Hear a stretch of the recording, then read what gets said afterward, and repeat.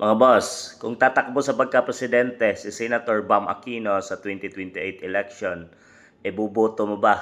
Oo o hindi? So, malakas din ang kapit nito mga boss, no? Dahil hindi ito lumabas sa mga survey.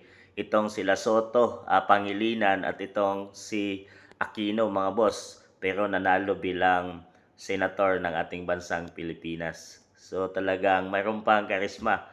Kung sino ang mga dilawan, pinklawan supporters dito ay siguradong ito na ang inihintay niyong magiging presidente ng Pilipinas at tatakbo. Siguradong kakalabanin nito ay ang green na si VP Inday Sara Duterte. So, ang inihintay ng mga pinklawan at dilawan ay ito na ang kanilang pambato.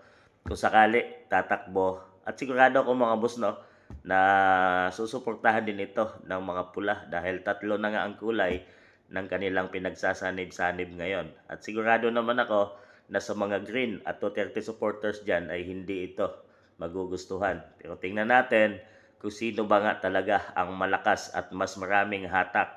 Pinklawan, dilawan, pula ba? Or ang mga Green na mga Duterte? So, kung ito ay tatakbo sa 2028, ito na ang hinihintay ng mga pinklawan. Susuportahan nyo ba mga boss at iboboto ito para pamunuan ang ating bansang Pilipinas? Siya na kaya ang magiging sandalan or kamay para magiging maayos na at magbabago ang ating bansang Pilipinas?